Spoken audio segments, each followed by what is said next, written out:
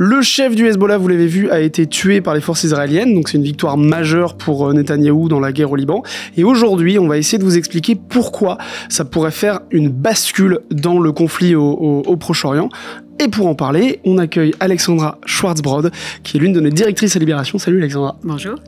Alors Alexandra, pour commencer, est-ce que tu peux nous expliquer concrètement qu'est-ce qui s'est passé avec Hassan Nasrallah, qui est donc le chef du Hezbollah et qui est mort vendredi soir? Oui, chef tout-puissant qui sortait très rarement des bunkers où il se cachait et qu'Israël a réussi à suivre, à repérer. Je vous fais une petite pause. Si cette discussion vous plaît, abonnez-vous à la chaîne YouTube de Libération. On en publie chaque semaine. Partagez-nous en commentaire votre point de vue et de mon côté, je vous souhaite un bon visionnage. Et qu'Israël a réussi à suivre, à repérer. Les forces armées israéliennes et les services de renseignement surtout ont réussi à savoir vendredi qu'il y avait une réunion très importante de Nasrallah avec ses principaux commandants, les principaux chefs du Hezbollah, qu'ils avaient rendez-vous dans un bunker qui était sous un immeuble résidentiel, enfin sous un immeuble, sous un lot d'immeubles en fait, qui abritait le QG du Hezbollah, et donc ça veut dire que les forces israéliennes étaient extrêmement bien renseignées, et du coup ils ont à un moment précis bombardé au moment où ils savaient que Nasrallah et ses hommes étaient dans le bunker, et ils ont utilisé des bombes qui permettent de traverser les sous-sols et d'atteindre un bunker caché dans les sous-sols d'un immeuble de plusieurs étages. Et donc, ils ont réussi comme ça à décapiter cette milice chiite qui est financée par l'Iran et qui avait fini par devenir une sorte d'État dans l'État au Liban, et donc ultra puissante. Et là, en quelques bombes, ils l'ont totalement décapité. Et bien justement, est-ce que tu peux nous expliquer qui est Hassan Nasrallah? Pourquoi est-ce qu'il est aussi important au sein du Hezbollah et pourquoi il est aussi important au sein du Liban? Le Hezbollah au Liban, comme je le disais, c'est vraiment un État dans l'État. Le Hezbollah finit par se construire au fil des... Donc c'est une milice chiite. On sait que le Liban est constitué, la population libanaise est constituée de différentes confessions. Il y a les musulmans chiites, les musulmans sunnites, il y a les druzes, il y a des chrétiens.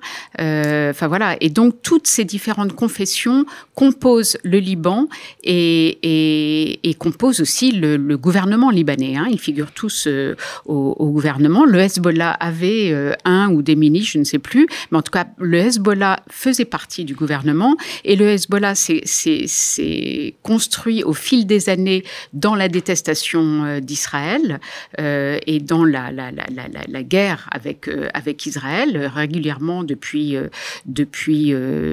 des années, il y avait des échanges de roquettes ou entre Israël et le Hezbollah, enfin les uns attaquant les autres ripostant.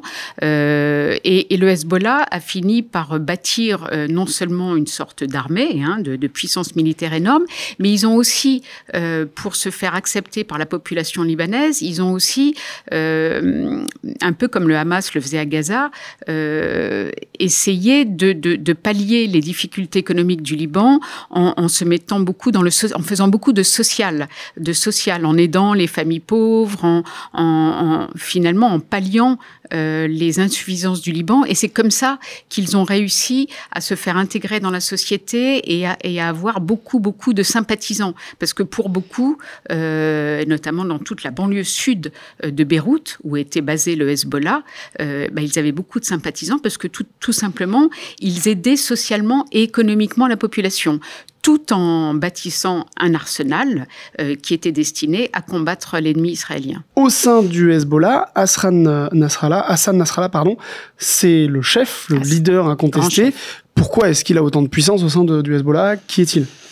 C'est un grand chef dont on disait qu'il était très charismatique, qui a su bâtir toute la puissance du Hezbollah, qui était très proche des Iraniens, soutenu financièrement, humainement, militairement par les Iraniens, et qui donc était vénéré parce qu'il a su bâtir une puissance. Le Hezbollah, c'était devenu quasiment, comme je le disais, un État dans l'État au Liban, une puissance économique et militaire.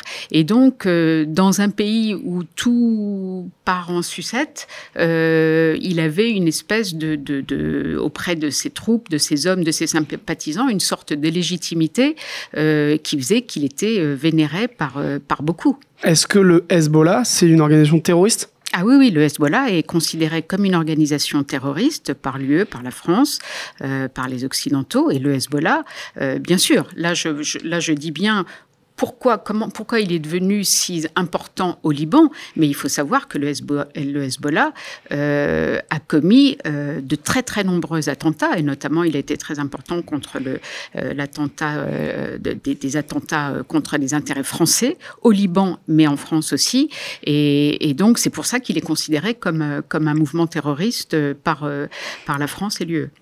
Pourquoi est-ce que cette opération des forces israéliennes, pourquoi est-ce que c'est une victoire aussi importante dans le cadre du conflit au Proche-Orient ? Alors, d'abord parce que ça faisait des années qu'Israël est en guerre contre le Hezbollah et vice-versa, enfin que le Hezbollah s'oppose à Israël et vice-versa, et que le Hezbollah paraissait intouchable quasiment, et Hassan Nasrallah au premier chef, qui est quelqu'un de très très difficile, enfin qui ne se montre jamais, sauf dans les moments, les moments où la situation l'exige. Comme il est intervenu il n'y a pas très très longtemps quand Israël a commencé à bombarder le sud Liban en représailles aux attaques de roquettes sur Israël.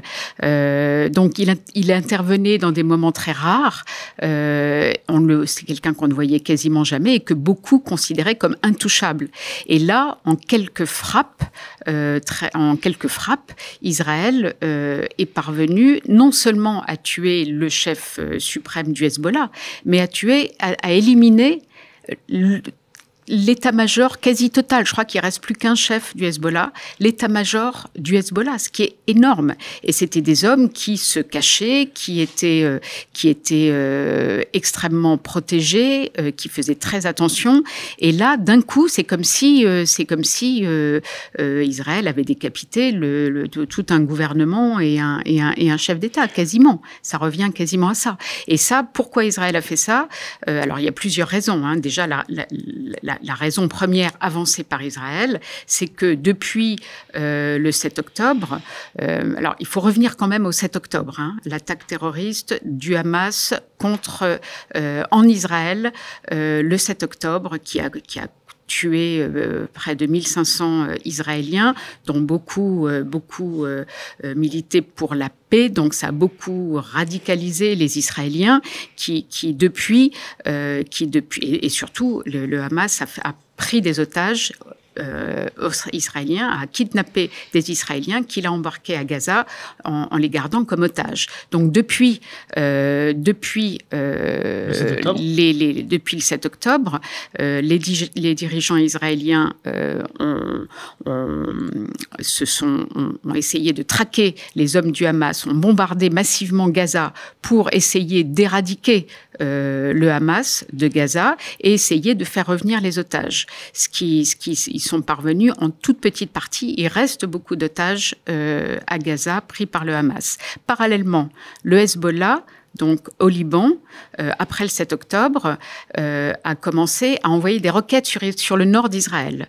Alors, tout le monde s'attendait à ce que peut-être le Hezbollah, en solidarité avec le Hamas, fasse une attaque massive sur Israël, lance une attaque massive sur Israël. Mais manifestement, le Hezbollah a décidé de faire des attaques ponctuelles, d'envoyer des roquettes, mais pas de quoi remettre, pas d'attaque massive, parce que vraisemblablement, l'Iran, qui est le parrain du Hezbollah, l'Iran lui a demandé une certaine retenue. Mais malgré tout, le Hezbollah continuait à envoyer des roquettes sur le nord d'Israël, à tel point que la population du nord d'Israël a dû fuir parce qu'elle ne pouvait plus rester dans ses maisons. Donc, c'est pour ça que Benjamin Netanyahou, le Premier ministre israélien, s'était fixé comme objectif de permettre à sa population du nord d'Israël de revenir chez elle. Et donc, pour ça, il fallait que les lancements de roquettes du Hezbollah cessent. Et donc, c'est pour ça qu'une fois Gaza totalement bombardé, le Hamas affaibli, mais pas encore éliminé, mais affaibli, Benjamin Netanyahou a décidé d'ouvrir un nouveau front au Liban pour tenter d'éliminer la menace du Hezbollah. Et ça, c'est à quelques jours des commémorations du 7 octobre. Est-ce qu'on sait un peu comment s'est montée l'opération pour tuer le chef du Hezbollah et une partie de son état-major? Qu'est-ce qui s'est passé concrètement? Comment est-ce que les forces israéliennes ont monté cette opération-là? Alors, c'est une opération qui ne se monte pas comme ça en un claquement de doigts, en quelques heures, ni même en quelques jours. C'est sans doute une opération sur laquelle les forces israéliennes et les services de renseignement bossaient depuis de nombreux mois, de même qu'ils bossaient. Et là-dedans, il faut intégrer l'attaque à travers les beepers et les talkie-walkie du Hezbollah. Parce que évidemment, tout ça, l'offensive contre le Hezbollah par les forces israéliennes a démarré il y a quelques semaines quand tout à coup les beepers et les talkie-walkie utilisés par les chefs du Hezbollah ou même de simples membres du Hezbollah ont commencé à exploser, piégés par les forces israéliennes et donc faisant de nombreux dégâts humains parmi les membres du Hezbollah. En fait, ce qu'on ne savait pas à l'époque, c'est qu'on s'en doutait un peu, mais on ne le savait pas avec certitude, c'était que c'était le premier étage de la fusée, si je puis dire, de la fusée israélienne contre le Hezbollah. Ensuite, il y a eu d'autres attaques israéliennes contre le Hezbollah et ça a culminé vendredi avec les frappes contre le QG du Hezbollah. Et ça, si vous voulez, ça c'est la force de cette opération-là, c'est essentiellement par le renseignement humain. C'est-à-dire que il est quasi évident que les Israéliens avaient des informateurs avait infiltré les rangs du Hezbollah avec des hommes qui, soi-disant, étaient sympathisants du Hezbollah, mais qui en réalité informaient les Israéliens et qu'ils ont bénéficié d'un renseignement capital à un moment ou à un autre qui leur a indiqué que à telle heure, à tel endroit, se trouverait Hassan Nasrallah. Et ça, encore une fois, c'est le renseignement humain qui est le plus important pour ce genre d'opération. La technologie est importante, bien sûr, la technologie notamment des armes, puisqu'on l'a vu, l'arme qui a été utilisée, il fallait que ce soit une arme extrêmement sophistiquée pour qu'elle puisse percer le béton et arriver dans le bunker sous l'immeuble, mais le renseignement humain reste capital. C'est-à-dire, pour ce genre d'opération, il faut des hommes infiltrés parmi ceux qu'Israël voulait éliminer. Dans ton édito sur le site de Libération, tu expliques que cette opération, ça pourrait se transformer en catastrophe stratégique. Pourquoi est-ce que tu nous expliques ça ? Alors, ce que je dis dans mon édito, c'est que c'est pour Israël une victoire tactique. C'est-à-dire que Israël, là, pour le moment, est plutôt victorieux, puisque les dirigeants israéliens ont réussi à se débarrasser de leur principal ennemi dans la région. Mais pourquoi ça pourrait... En revanche, je suis très sceptique sur la victoire à moyen ou long terme, et je crains même que ça se finisse par se transformer en vraie catastrophe, parce que ça accentue la déstabilisation d'une région qui est déjà totalement déstabilisée. C'est-à-dire que, d'abord, ça a humilié l'administration américaine, puisque les autorités israéliennes ont prévenu les autorités américaines quelques minutes avant que l'opération de vendredi contre Nasrallah ait lieu, alors même que l'administration américaine de Joe Biden essayait de négocier un cessez-le-feu, avec l'aide de la France d'ailleurs, depuis de nombreux jours, voire semaines. Donc, ça les a pris un peu au dépourvu, ce qui n'a pas empêché Joe Biden de se féliciter de l'opération qui débarrasse Israël d'un ennemi important. Mais il ne pouvait pas faire autrement. Voilà. Donc, en fait, Netanyahou comme je le dis, je pense que c'est un beau cadeau qu'il offre à Trump, parce que finalement, ça permet de dire, comme le fait Trump, que seule la force compte et les diplomates ne servent à rien. Voilà. Donc, simplement, il faut voir un peu quelle est la situation en ce moment dans la région. C'est-à-dire que Gaza est un champ de ruines. Gaza, donc, où règne le Hamas, est un champ de ruines, avec plus de 40 000 morts, dont des gens dont on imagine, des enfants qui ont perdu leurs parents, leurs frères, leurs sœurs, dans des conditions atroces, qui sans doute auront envie de se venger tôt ou tard. Le sud du Liban commence à être un champ de ruines, pareil, avec des gens, pareil, qui ont dû fuir, parce que il y a eu des morts dans les opérations dont on vient de parler, au sud Liban et dans la banlieue de Beyrouth. Mais il y a eu surtout et beaucoup on parle presque près d'1 million de déplacés, de gens qui ont dû fuir, de gens avec des enfants, des personnes âgées, dans un pays déjà qui manque de tout, parce que le Liban est un État failli, où il n'y a pas de gouvernement, il n'y a pas la situation économique est catastrophique, beaucoup de gens n'ont rien à manger, vivent dans des conditions atroces, et donc on imagine que ça va déstabiliser encore plus le pays. Donc à court terme, bien sûr, c'est une victoire pour Israël. À long terme, qu'est-ce que ça va donner? Quel est l'objectif politique de Netanyahou? On voit bien qu'on ne sait pas où il va. Est-ce que lui-même sait où il va, au-delà de bombarder à mort ses ennemis? Qu'est-ce qu'il veut faire après? Quelle place laisser aux Palestiniens? Que vont devenir les Palestiniens? Parce qu'on imagine bien qu'il ne va pas laisser les Palestiniens se réinstaller comme ça à Gaza. Comment gérer le sud Liban? Parce que là aussi, il va y avoir des envies de vengeance. Comment gérer les possibles représailles de l'Iran? Alors l'Iran, pour l'instant, on a l'impression que il n'a pas l'air d'avoir envie de riposter très brutalement, parce que ce qui est important à dire, c'est que l'Iran, qui finance donc le Hamas et le Hezbollah, l'Iran est en train d'essayer de se doter de la bombe nucléaire. Mais pour l'instant, il ne l'a pas encore. Donc, il préférerait qu'il n'y ait pas de guerre totale qui conduirait au bombardement de ces installations nucléaires, puisque là, il n'est pas loin de l'avoir. Mais on imagine bien que Netanyahou, lui, serait plutôt prêt à favoriser une guerre qui pourrait permettre de débarrasser l'Iran, de se débarrasser de la menace nucléaire iranienne. Bref, on est dans une espèce de flou. On danse sur un volcan, parce qu'on ne sait pas du tout où cette situation va aller, que vont devenir les Palestiniens dans tout cela, si vous voulez, les dirigeants israéliens ne vont pas pouvoir continuer comme ça à tuer tous leurs ennemis. Ce n'est pas comme ça qu'on aboutit à la paix. C'est ça qui préoccupe aussi grandement la communauté internationale aujourd'hui, qui essaye désespérément depuis des semaines, des mois, de favoriser un cessez-le-feu à Gaza, maintenant un cessez-le-feu au Liban, et surtout le lancement de négociations de paix, parce que ce n'est pas en tuant comme ça tour à tour tous ses ennemis qu'on peut négocier une paix durable. Là, au contraire, ça déstabilise encore plus une région qui l'est déjà. Alors, il faut savoir que cette nouvelle opération, Benyamin Netanyahou l'a baptisée Ordre Nouveau. Et comme le dit très justement notre spécialiste de la région, Ala Kodmani, ce matin dans Libération, ça fait penser diablement à l'Ordre Nouveau que voulait installer le président Bush au début des années 2000, quand il a lancé sa guerre en Irak contre l'axe du mal. Hein, c'est exactement ça. Et on a vu le résultat que ça a donné. Hein. Il a voulu se débarrasser de Saddam Hussein parce qu'il pensait qu'il y avait des armes très puissantes en Irak. Il a bombardé littéralement l'Irak.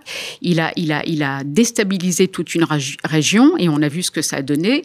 Ça a donné naissance, enfin, ça a favorisé la naissance des djihadistes de Daesh, et ça a été la situation a été encore plus terrible. Donc voilà, c'est ça qu'on peut redouter dans la région du Proche-Orient, c'est que finalement, en voulant assainir une région, les dirigeants israéliens la rendent encore plus dangereuse. Et derrière, les conséquences, les victimes de ce conflit armé, ce sont les civils aujourd'hui. Le conflit au Proche-Orient, quelles sont les conséquences du conflit au Proche-Orient pour les populations civiles ? Les populations civiles, on a bien vu à Gaza, donc après près d'un an de bombardements intensifs, on a bien vu le nombre de morts. Pour l'instant, encore une fois, il faut bien le préciser, on n'a aucun moyen de vérifier les chiffres donnés par le Hamas. Seul le Hamas peut donner des chiffres parce que seul le Hamas est sur place, puisque le territoire de Gaza est interdit aux journalistes. On ne peut pas y aller pour vérifier, mais il y aurait plus de 40 000 morts. Alors là-dedans, il y aurait un tiers de combattants du Hamas, mais ça veut dire qu'il y aurait quasiment les 2 tiers de civils, et dont de très nombreux enfants et femmes et enfants. Donc là, le bilan à Gaza est absolument catastrophique, avec ceux qui restent, qui n'ont nulle part où aller, rien à manger, et voilà, qui sont abandonnés totalement.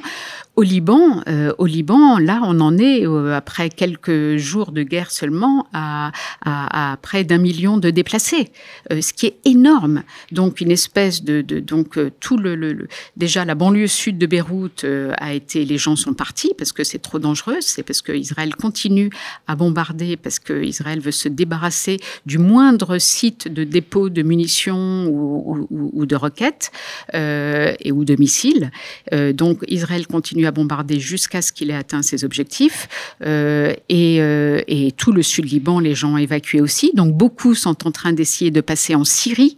La Syrie, dont on sait la situation, qui s'est toujours pas remis où règne toujours Bachar el-Assad.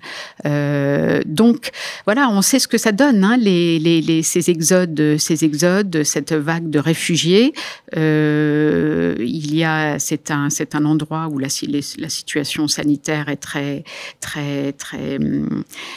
dangereuse, très perturbée. Et là, on va approcher de l'hiver, des vagues de grand froid, et on sait que dans cette région-là, qui n'est pas du tout adaptée à ces températures, il y a beaucoup de gens qui vont se retrouver à la rue ou sur les routes, dans la boue, dans le froid, avec rien à manger et aucun toit sous lequel s'abriter. Est-ce que, avec cette opération militaire des forces israéliennes, est-ce que le Hezbollah est mort et enterré ?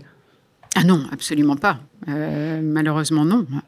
Et de la même façon que le Hamas n'est pas détruit, comme le promettait Benjamin Netanyahou, parce que ce sont des idéologies. Donc une idéologie ne peut pas être défaite d'un claquement de doigts ou de bombes.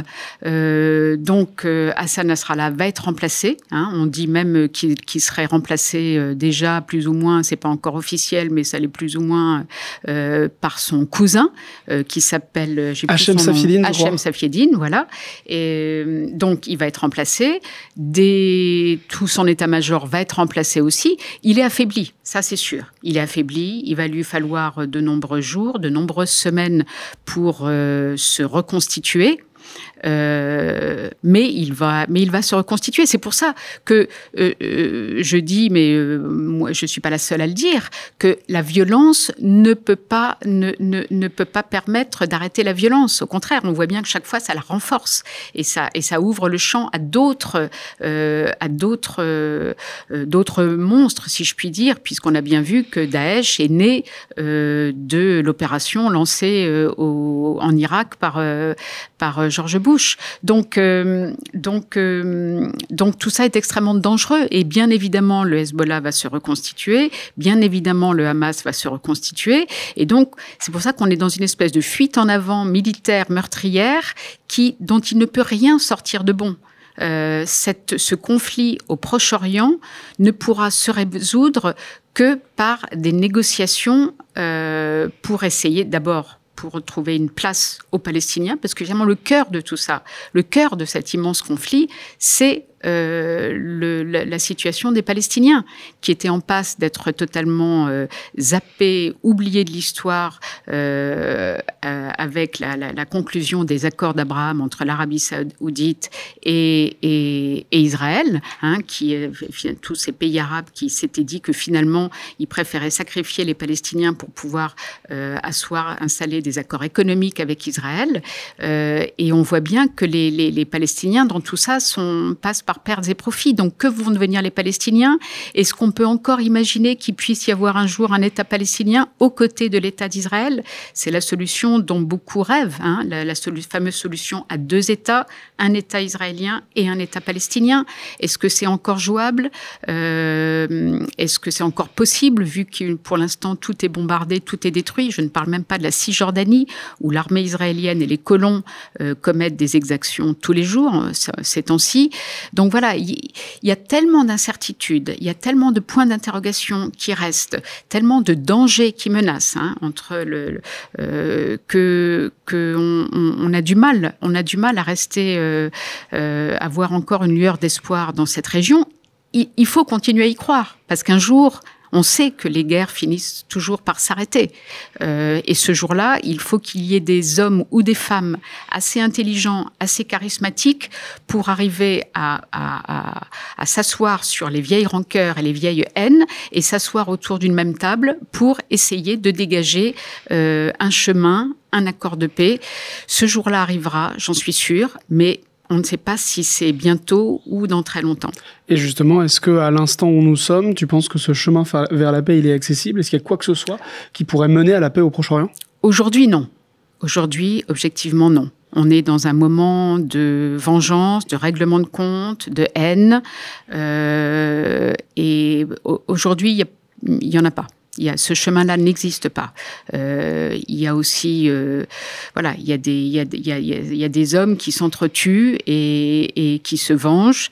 Et Benyamin Netanyahou, par ailleurs, n'a aucun intérêt à ce que la guerre s'arrête, parce qu'il sait que si la guerre s'arrête, lui, il y a tous ces procès qui le menacent, et puis aussi la commission d'enquête post-7 octobre qui va se mettre en place, parce qu'il est accusé d'avoir failli à la sécurité des habitants d'Israël le 7 octobre, en cédant à la pression de ses ministres d'extrême droite suprémaciste qui voulait que les forces armées aillent plutôt protéger les colons en Cisjordanie. Donc, il y a ces menaces sur sa tête. Donc, lui a plutôt intérêt à ce que la guerre continue.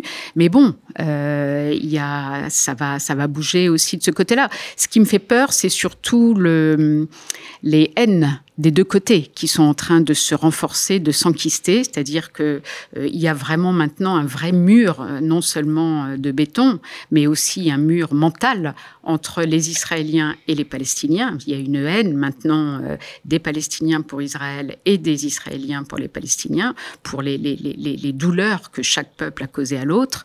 Et ça, je pense qu'il faudra du temps avant que ça se calme. Maintenant, il y a cet autre front avec le Liban. Je pense que là aussi, c'est ça aussi qu'il est important de noter. Pour l'instant, en Israël, je pense que Benyamin Netanyahou a réussi à remonter sa cote de popularité. Parce que là, les Israéliens ont l'impression qu'il est en train de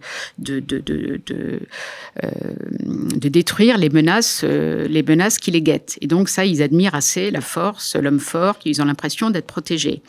Au Liban, pareil, beaucoup sont contents que le Hezbollah soit décapité, parce que le Hezbollah a aussi fait énormément de mal au Liban. On sait que le port de Beyrouth, quand il a explosé, et avec ces produits chimiques, c'était dû grandement au Hezbollah. Donc le Hezbollah a aussi fait beaucoup de mal au Liban. Donc voilà, donc il y a tous ces sentiments contraires entre soulagement des uns, renforcement de la haine des autres, qui se mélangent. Je pense qu'aujourd'hui, tout est trop incertain, tout est trop dangereux.